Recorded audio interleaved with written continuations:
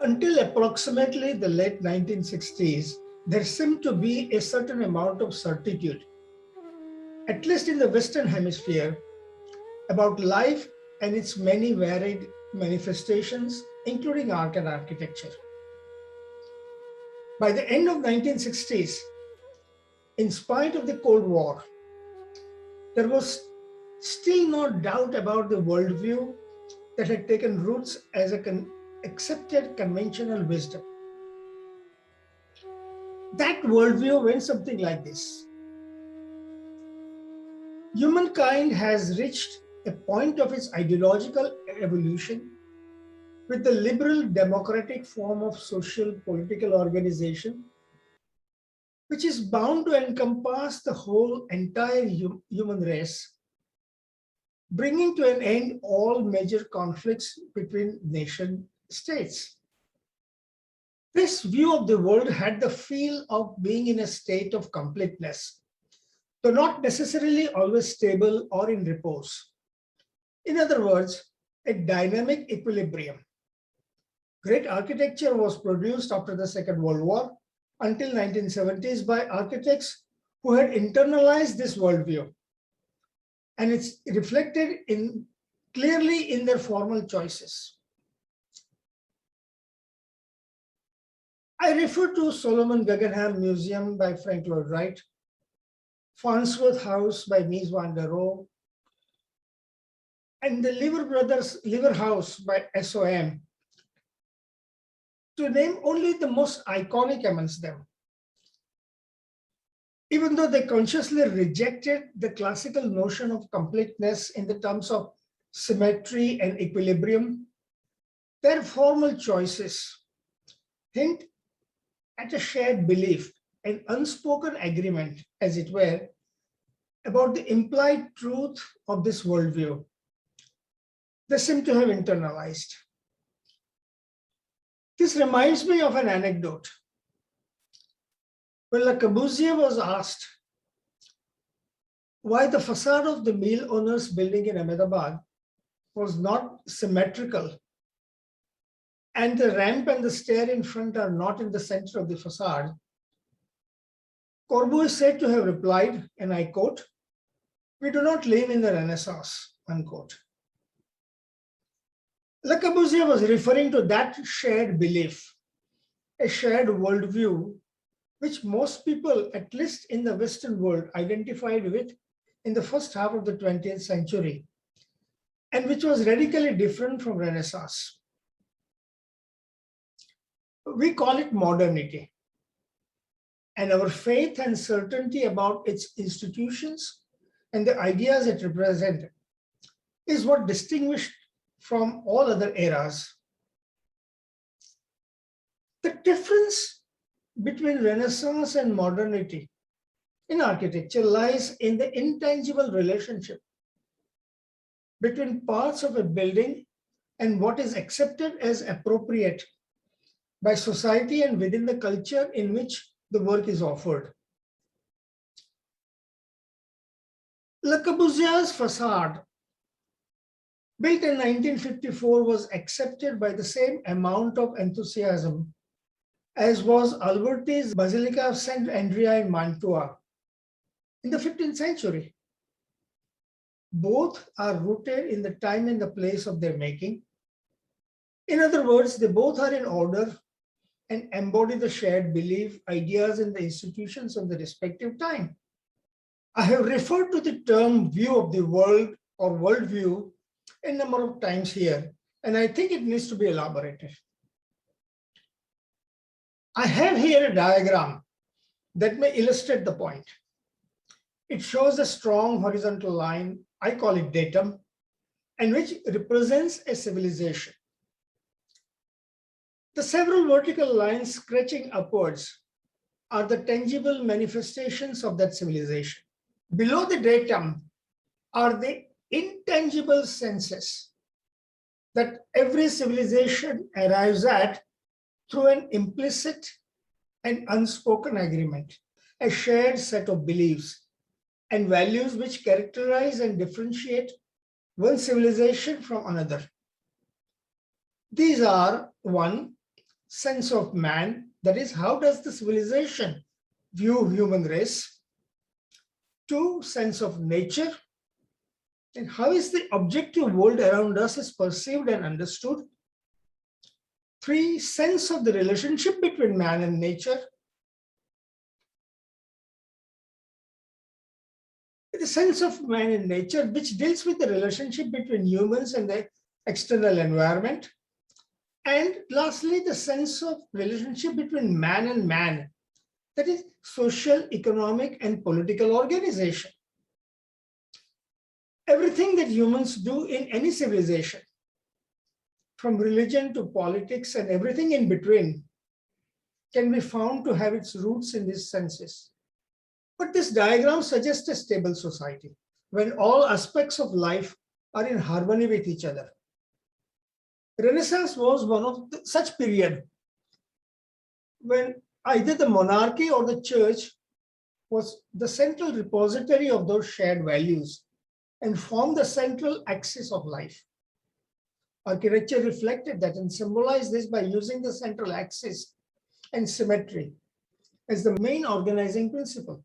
Thus, when Le Corbusier remarked that we do not live in Renaissance, he was implying that symmetry, while a mandatory requirement for anything to be considered appropriate during Renaissance, was superseded by the 19th century aesthetic theories, wherein visual balance through asymmetry had acquired a purely aesthetic value.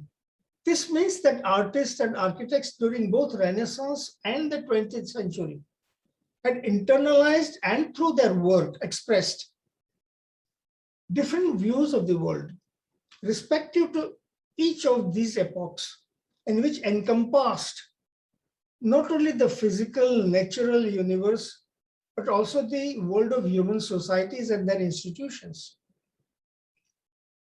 They also encompass ideas about the nature of mankind and its relationship with the inherited physical world of nature.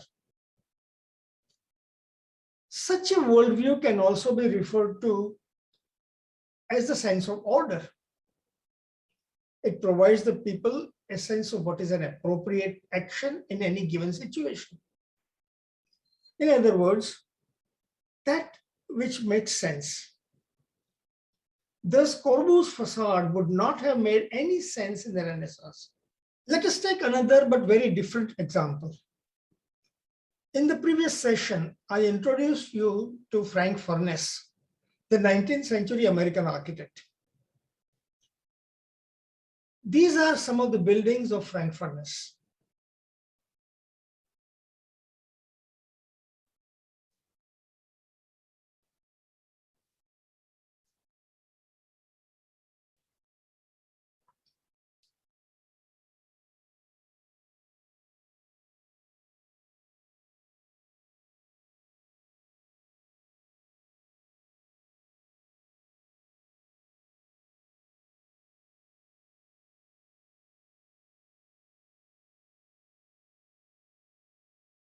These buildings defy our conventional sense of right proportion, scale, and symmetry, which we have inherited from the classical architecture. From classical architecture, we have also learned about a certain relationship between the diameter of a circular column and its height, its base, and the capital. For the ancient Greeks, who invented the 5 classical orders, each with a different ratio of height to the base of the shaft, this was the expression of their newfound facility with mathematics and geometry. This was the geometric order emanating from the new self-consciousness of the human species as a rational being distinct from the other forms of nature. It also led to an all-encompassing worldview with a rational social order. For Greek civilization, the column was not only a structural member of a building, but also a decorative element and a symbol of this idea of this order. By comparison, how were the world and human life conceived in the 19th century by the time Frank Furness built a series of remarkable buildings in and around Philadelphia? I contend that the 19th century can be marked as the time in which people saw themselves as truly autonomous individuals, not bound by any traditions or societal norms. And Frank Furness's architecture reflects this. While the ancient Greeks saw man as pitted against the forces of nature, the term man with a capital M always implied the whole of humanity, not just an individual, the entire race. This autonomy, the separation of the individual from the group, happened in the 19th century. Still, the Industrial Revolution in England, which preceded, and the intense churning of ideas and philosophies taking place in much of the Europe, especially Germany and France, had something to do with this development. The idea of transcendental idealism of Immanuel Kant and Jean-Jacques Rousseau's concept of general will, individual conscience, and the autonomous individual had taken roots. We can find them, for example, in the celebration of individualism in Henrik Ibsen's Doll's House of 1879, I think, and Soren Kierkegaard's elaboration of the selfhood and the subjectivity.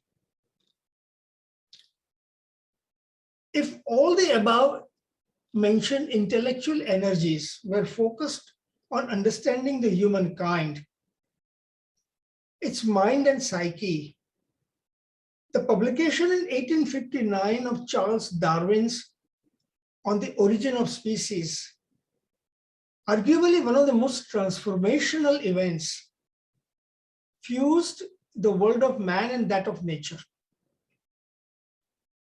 Like Galileo's telescope of 1610, Darwin's book presented empirical evidence to challenge the church-held creation myth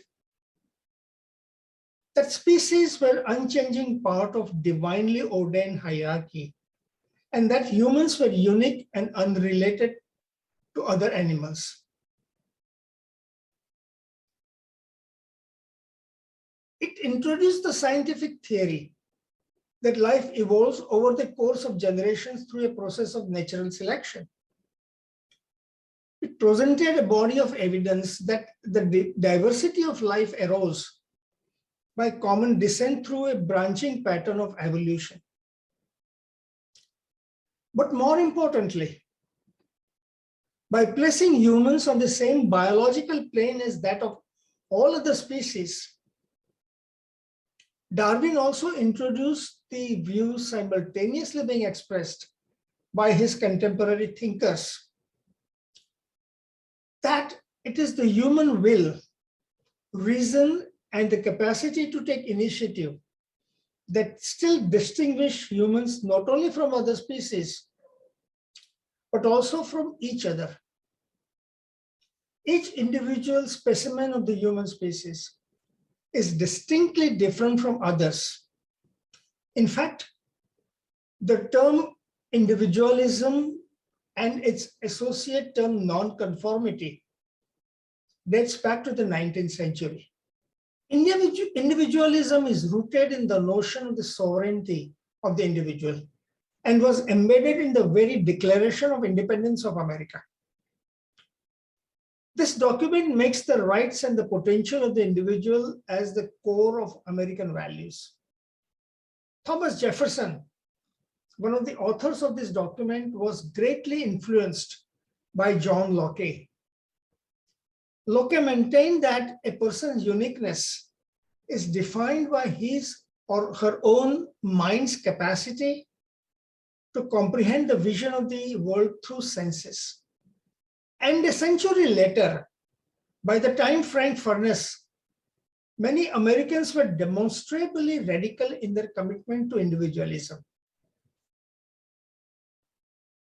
Until the 18th century, the Americans usually looked towards Europe for guidance on cultural matters, to learn from them what are the current norms of contemporary behaviors. Ideas about what is the right thing to do, what is appropriate, came from Europe to America. However, this direction of the flow of ideas and images was gradually being reversed. By the 19th century, Americans saw themselves as the trailblazers of progressiveness by flaunting this individualism. The American poet and essayist Ralph Waldo Emerson articulated this trait in his essay on self-reliance, in which he asked his fellow Americans to avoid conformity and false consistency. Every man for himself had gained currency as a cultural war cry. If the ancient Greeks expressed their newly realized self-consciousness of the humankind by pitting humans against nature and by identifying the human world through geometry, the Americans sought to express their self-reliance and individuality by similarly pitting the individuals against the normalizing society. The social norms of behavior inherited from the past, especially from the European bourgeoisie, were seen too constraining for individual creative expressions. Society replaced nature in this worldview. It was the human against the society now, and not the mankind against nature. And it is this worldview that is embodied in the architecture of Frank Furness. It is unconventional, eccentric, and individualistic to a fault. Many of his buildings do not conform to the classical notion of aesthetics with its categories of proportion, scales, harmony, etc. His choices of materials elements and dimensions are seemingly subjective. The columns seem compressed under the weight of the heavy stone and brick masonry elements that they carry. There is nothing delicate or elegant about this architecture. In fact, in 1931, the noted critic Louis Mumford wrote that Frank Furness was the designer of a bold, unabashed, ugly, and yet somehow healthily pregnant architecture, unquote. Frank Furness's architecture thus demonstrates an important point. It was meaningful, appropriate, in order, and was rooted in the time and the place of its making. The 19th century America. It embodied the ideas of its time, the spirit of individualism. And this very individualism was nurtured and nourished by the society for being unconventional. But interestingly, this unconventionality was not aimed at its immediate social milieu of the northeastern United States. In fact, it was readily accepted and embraced by this immediate society. It was, on the other hand, aimed at the European bourgeoisie, which was until now always seen as the source of ideas about upward mobility for the middle-class American society, but which was now challenged to catch up. I believe it was this that Mumford referred to as healthily pregnant architecture. The critic in Mumford had obviously sensed that it was the time when the content and the rhythm of daily life did not correspond to the inherited classical forms and expressions of art, architecture, and music. There was a certain disjunction between various superstructural manifestations of the culture, as we saw in that diagram. They were not aligned with a single datum. This is not unusual for a society in transition. As we saw in the diagram, that in a stable time, architecture and society mirror each other. This reciprocity is far more complex in society in which various manifestations of culture may be linked with different value system, cultural data, which themselves may be constantly shifting. Furness's architecture was the embodiment of this disharmony, and it held a promise of something new to come. It may have made a few traditionalists uncomfortable, but by and large, it represented a sense that the forms of the past ought to be discarded for something new. In that respect, he was engaged in rejecting the past in anticipation of the new modernity. But what form the new modernity would take was not yet known.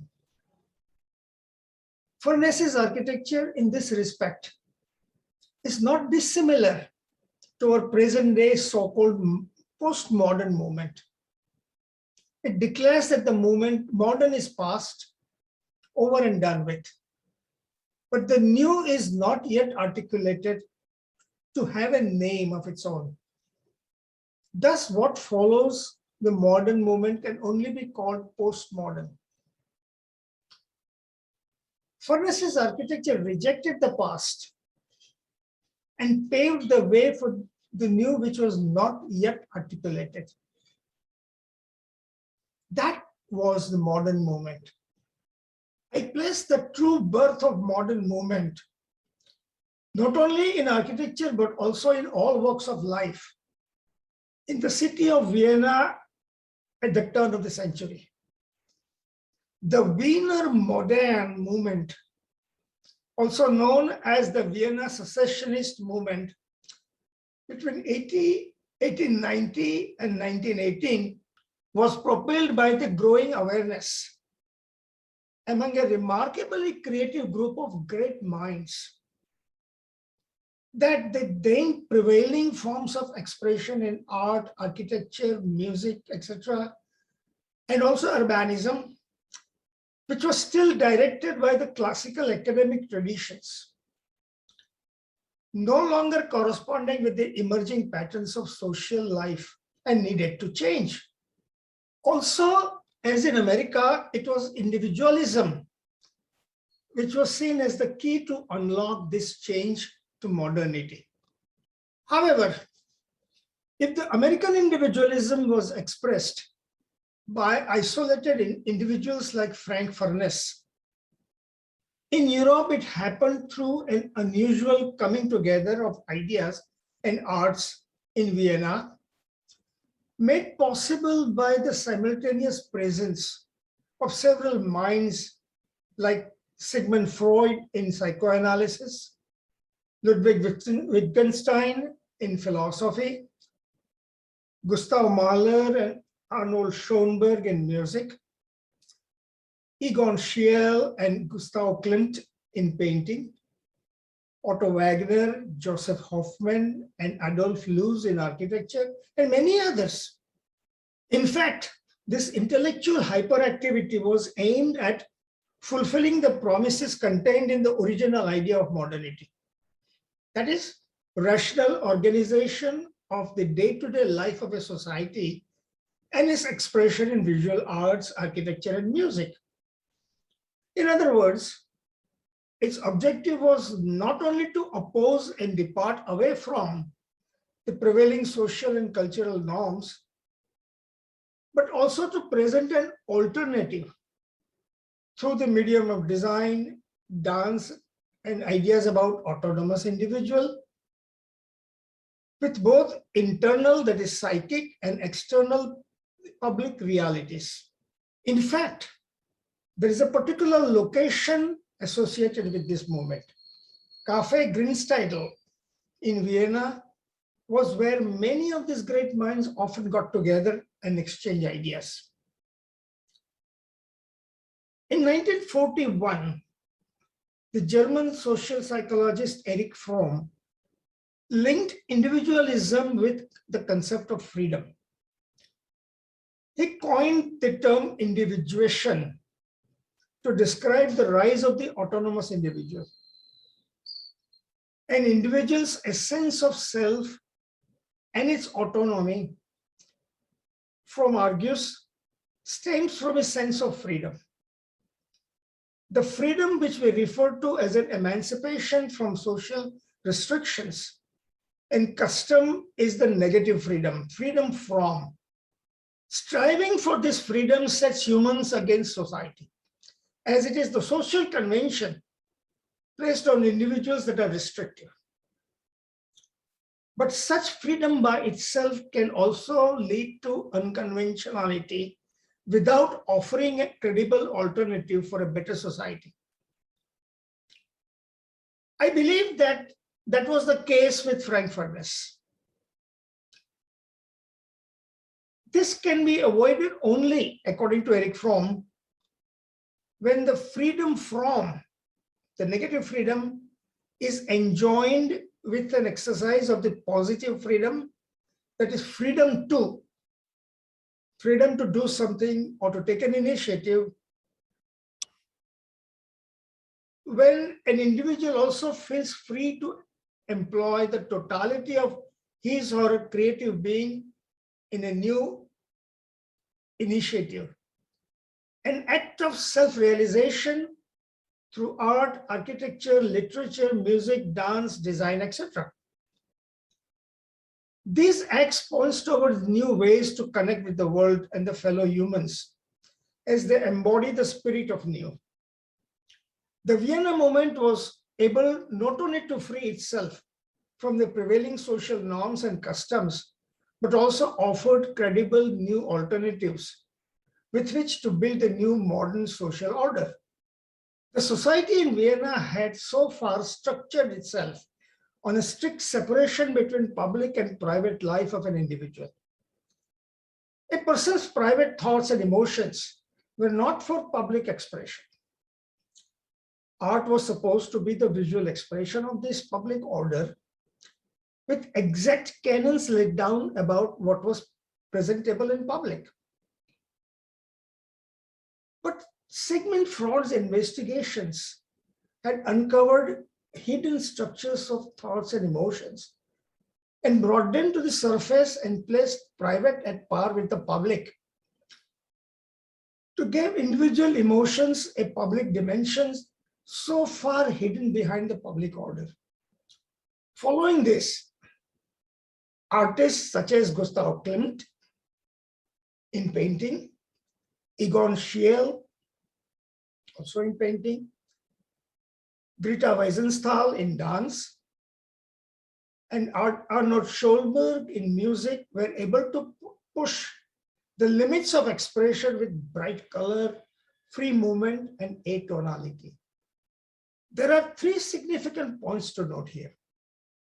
One is that this movement, while celebrating the autonomy of the individual, also recognized that individual human is not only a rational being, but is simultaneously an emotional, sensuous, and spiritual being in equal parts. This is important because rationality, which was supposed to be since 17th century, the core of the humanity, I think, therefore I am, is now replaced with a totality. For a short period of less than 3 decades, it was able to situate all walks of life on the single datum informed by the new idea of autonomous individual and the new social order it gave rise to. And two, the term modern was not meant to refer to an aesthetic style. A style is a visual language with a specific grammar, vocabulary, and syntax. Instead, the idea of modernity, so constructed, was a broad concept that described ideas and attitudes about architecture, city planning, art, music, literature, film, dance, politics, and perhaps most importantly, lifestyle, which were all contemporaneous with the time, that is the late 19th century Europe. This modernity represented a break from the past, a fresh way of looking at things. Innovations and landmark achievements in every artistic field helped to define modernism in the 1920s. And lastly, the third point, the Vienna movement was able to not only free itself from the prevailing social norms and customs, but also offer a credible new alternative with which to build a new modern social order. It exercised both the freedoms from and the freedoms to show that what shape the incoming modern life would take. Unfortunately, this very creative movement was disrupted by the onset of the First World War. After the end of the war, Bauhaus in Germany picked up the baton, but in the area of art, architecture, and design in general, it soon became a style, modernism, as opposed to modernity.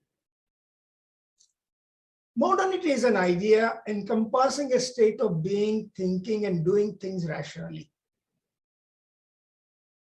This is what the Vienna movement was aiming for. Modernism, on the other hand, is the prescription for attaining modernity. As all isms, a plan of action and a revolutionary language. After the World War II, following the migration of many artists and architects to America, modernism too arrived in America. However, there it acquired another name, the international style. America in particular and the Western world in general had just won the war and had emerged as the dominant power, not only militarily, but political, economic power. It assumed cultural superiority also and projected that the entire global community should and will embrace this visual language.